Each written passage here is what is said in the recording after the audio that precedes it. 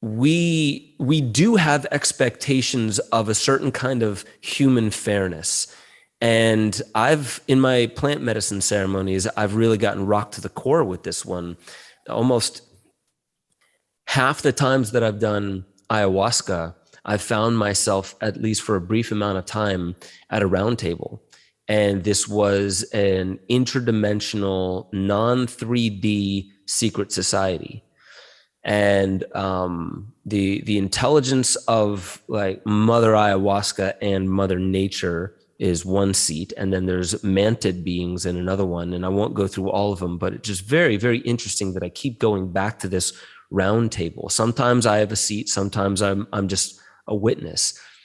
But a lot of what I notice is and I'm not saying that this is a part of people's reality that you need to believe what I'm saying. This is just an experience that I had, but it's this reoccurring one, that what's happening and the pain and the suffering that people are going through is an awakening process, is a purification process, and it's a birthing process.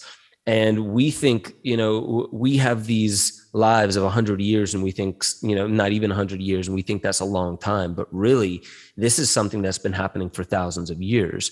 And there is a presence on the earth that has been here for thousands of years that I believe are akin to the jinn and the archons in the Gnostic Gospels, which do feed on our energy, kind of like a parasitic force.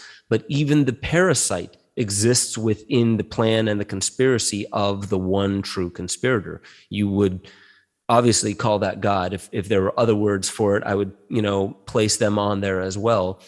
But the thing that I noticed was every single time I came back to this round table, it was obvious what was coming is actually going to be a lot more difficult than anything we've experienced yet.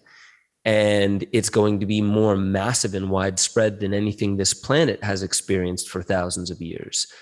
And one of the things that was said to me was, it's time to take away everything from a lot of people. And this included not just our luxuries and our creature comforts, but much of the food, much of the fertility of the earth, and also much of other resources, like even in certain areas, lack of oxygen, extreme weather fluctuations. And so again, I'm not taking this as gospel as this is actually coming, but it really got me to start thinking, I have a preference, just like in ayahuasca, when things start getting really difficult, I have this preference where I'm like, yeah, I don't feel like dealing with this right now. This difficult shit that I'm experiencing, all these demons that I've held in my closet for a while, all this stuff about myself I never thought I would ever have to face again, and it's coming about. I have my preferences. Yeah, I would prefer not to have to deal with this. However, when I go through it, inevitably, every single time, on the other side of it, I realized, wow, I couldn't hold the denial any longer. And even though my ego was super afraid at what I was about to experience, there is a necessity in what I was experiencing. And so all I will say is, in my research, I also see that something big is coming, maybe even this decade, but at least in the next 20, 30 years. And it's also in the zeitgeist. You listen to anybody on the left, anybody on the right, anybody who's an economist, anybody who's an ecologist, they're saying we can't sustain. Something big and massive is coming. So you'll hear, from Davos, they're saying the Great Reset. You're hearing from some people, the Great Awakening. You're hearing from others, the Great Ecological Collapse. We're obviously hearing about a great economic collapse that's coming soon. And I believe that all of these are telltale signs of the fact that our collective ego cannot hold on to the denial and the lie any longer that we've been living in. And that's just the growing up of the species. So I do believe that what's coming is absolutely necessary. I don't believe it's going to be easy. And I absolutely believe it's coming in the coming decade or decades. So I don't say that to scare anybody, but I also don't pull any punches anymore. So Yeah, well, that is heavy. And, as you started, we talked about how it conspires for you. When you do martial arts training or fitness training, it's challenging, right? And it helps you grow as an individual. It also helps you grow spiritually. And in this world, what it seems to me when I look at spiritual texts, I'm reading the Bible a lot more now. I've gone through the Bhagavad Gita and some other religious texts. It seems to be this war between good and evil that comes down to choice. There's always a choice that the characters make, and there needs to be challenge for you to choose which will be good. And now that can be challenging for people to say, well, how do you know what's good? Well, we know what's wrong or evil by a great definition of Luciferianism that says anything that seeks to restrict or bind by definition is Luciferian.